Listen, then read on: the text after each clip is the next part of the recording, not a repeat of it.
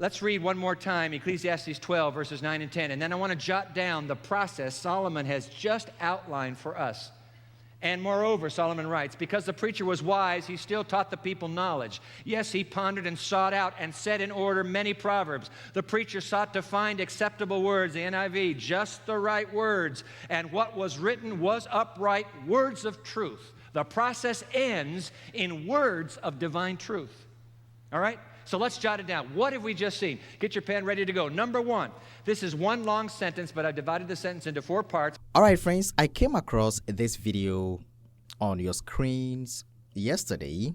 And in fact, it is an old video, old SDA camp meeting sermon. And the video was published about 14 years ago. 14 years ago. Now, when I was watching the video, friends, I had problem understanding some statements that were made in the sermon. Yes, of course. I had problem. And that is the reason why I am bringing the video right here to share with my audience. Maybe someone may have better answer to give me concerning my doubts or concerning my problem that I have with some statements in the video.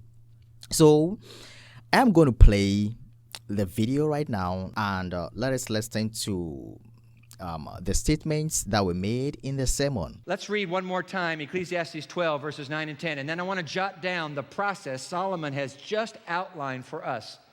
And moreover, Solomon writes, because the preacher was wise, he still taught the people knowledge. Yes, he pondered and sought out and set in order many proverbs. The preacher sought to find acceptable words, the NIV, just the right words. And what was written was upright, words of truth. The process ends in words of divine truth. All right? So let's jot it down. What have we just seen? Get your pen ready to go. Number one, this is one long sentence, but I divided the sentence into 4 parts. Part 1 of the sentence, in an effort to teach the people. This is divine instruction. That's what Solomon is describing here. In an effort to teach the people. Write in the word teach. Number 1, in an effort to teach the people. Number 2, the inspired one, that would be the author, the prophet. The inspired one gathers together his sources. Key word. He gathers together his sources. Human research and reading are now taking place. He wants to teach. He gathers together his sources. That's number 2. So that number 3, he now is able to grapple. He grapples to find acceptable words. Notice Solomon says, I had to find just the right word. The human writer is looking for the right words, number 3, so that number 4, he might be able to communicate what will turn out to be. This is what's so amazing. What will turn out to be words of truth. That's authoritative, divine revelation. See, we just read right through that because we're so excited to get to the end of Ecclesiastes at last. But in verses 9 and 10, Solomon has in a subtle way told us how he put together the book of Proverbs. Because as it turns out, now this is what will catch us by surprise. As it turns out, Solomon isn't the only one whose words are in the book of Proverbs. Oh, it's true. He's considered the author of the book, but hold on. He did exactly what he describes here. He gathered material from multiple sources. Now let me run these a little division of the book of Proverbs. The words of Solomon are from chapters 1 through 22, and then chapter 25 through 29. Then comes, now isn't this amazing? And you'll have to fill this in. Then comes the words of the wise. Scholars have examined those words and have discovered striking parallels with the Egyptian. Now that's a key word. Please write it in. They've studied Proverbs 22 through 24 and have discovered a striking parallel with the Egyptian work, the Egyptian book, we would call it today, the wisdom of Amenemhet. It's an Egyptian source. It is a pagan source. Key point. Solomon goes to a pagan source to find material for his inspired book. Key point. All right? Then we also have the words of an unnamed wise man. That's 24, parts of 24. Then we have the words of Agur in chapter 30. We have no idea who this is. And we have the words of King Lemuel in chapter 31. Is it a code name for Solomon? We have no idea. But isn't that amazing, ladies and gentlemen? God uses a pagan source for material in Solomon's inspired book of the Bible, the Proverbs. Now, would you fill this in, please? 2 Timothy chapter 3, verse 16. Read it out loud with me. All Scripture is inspired by God. God breathed. All Scripture. Would that include, by the way, the book of Proverbs? Oh, yes, it does. And does the book of Proverbs include an Egyptian source, a pagan source for some of its Proverbs? Oh, yes, it does. All Scripture. All Scripture. And by the way, when Paul wrote those words, the only Scripture around at the time, except for the growing New Testament, was the Old Testament, was it not? All Scripture is God-breathed. Apparently, would you jot this down, please? Apparently, divine inspiration allows for the inspired writer or prophet to consult and quote non-inspired sources for his divine revelation without giving credit to those sources. Amazing. Not only does he quote pagans, he doesn't even give credit to the pagan source he quotes. Wow. What's going on here? What's going on here is divine inspiration. That's what. Isn't that something?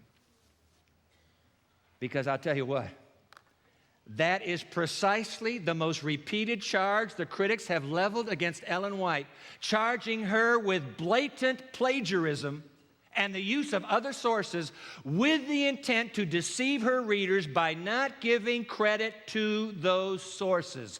Just like Solomon didn't, just like John the Revelator didn't give credit to his uninspired sources. Do you realize that? That the book of Revelation is laced with an uninspired source? Did you know that? It's called the book of 1st Enoch. It's part of what's called the pseudepigrapha, the false writings. Straight out of the false writings, John quotes, and by the way, hold on, he even quotes the uninspired source to describe his I saw visions. An uninspired source to describe his inspired visions, and he borrows it all. Watch this. Here's some examples. Put it on the screen for you, please. Well, no, we need to do this one first. Did you know that John the Revelator actually borrowed multiple lines from a non-inspired source and quoted them? Would you just quickly jot in that word, quoted, and quoted them as if they were his own words? Now let me give you some examples. What is more, let's get this going here. What is more, he borrowed the non-inspired author's words for some of his I saw declarations. Now that's a very important point because that charge is made and reiterated today. I want you to see that the precedent is the great and inspired prophet John. All right? All right, so let's take a look at First Enoch. Here's 1 Enoch chapter 40, verse 1. After that I saw. Okay, that's Enoch writing. After that I saw a multitude beyond number and reckoning who stood before the Lord of the spirits. John comes along in Revelation chapter 7, verse 9. After these things I looked, and behold, a great multitude which no one could number, standing before the throne.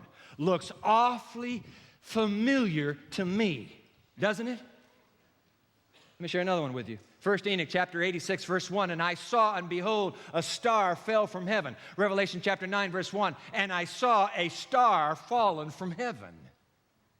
What's going on here, ladies and gentlemen? Amazing. In fact, one list, would you jot this down? One list shows 22 lines from the book of Enoch that John borrows in order to write the book of Revelation. All of it, by the way, without giving any credit at all. Shall we call John the apostle? Shall we call John the Revelator a plagiarist? Nobody breathes that thought. And yet when Ellen White here's the anachronism, when Ellen White does the very same thing and borrows from non-inspired literary sources like Solomon and sometimes uses their words to describe her I saw visions like John, the critics yell, foul, time out, time. You can't do that. Must be a bad tree with bad fruit. Must be a false prophet. Are you serious? The problem with the critics, and I want to say this as graciously as I intend to say it. The problem with the critics, and I went to one of their websites, by the way, and with what righteous indignation and fervor he went after Ellen White for doing precisely what Solomon did and what John did in their books. The problem with the critics is that they have an uninformed and unbiblical concept of divine inspiration. That's the problem. All right, friends, I'm back again. I'm back. So in the sermon, the pastor mentioned that Solomon borrowed from Egyptian source in writing some of what we know to be Proverbs, okay? And I had a problem with this because Bible scholars, pastors, Bible teachers have not concluded that Solomon really copied from Enoch. And also another thing that was said in the sermon was that John the Revelator also relied in some way on First Enoch, which is an apocryphal book. That one was also a challenge for me. I found it very hard to agree or accept what the pastor said. This is not a challenge. I'm not challenging the pastor, but it's just something that I did not understand. So I tried to bring it up here. Did John the Revelator really copied from First Enoch? That is my question. And I want answers from you, my audience. I understand that there are some of you that are watching that have more knowledge than I do, that have studied more than I have done, all right, which you can help me understand. So did John the Revelator actually rely on First Enoch in some parts of Revelation? I don't understand. And the reason why I don't understand is that the book of Revelation makes it clear that the vision or the entire Revelation was a direct message from God to his servant John on Patmos. So how come John copied some elements from First Enoch, which is apocryphal book, a book that was rejected during the canonization of the Bible? Friends, I want you to share your thoughts about this. But the bottom line is that during the time of Ellen White, during the time of the Bible writers, plagiarism was not an issue. But today, it is. It is an issue. Share your thoughts in the comments. Thanks for watching this video and hope to see you in another video. God bless.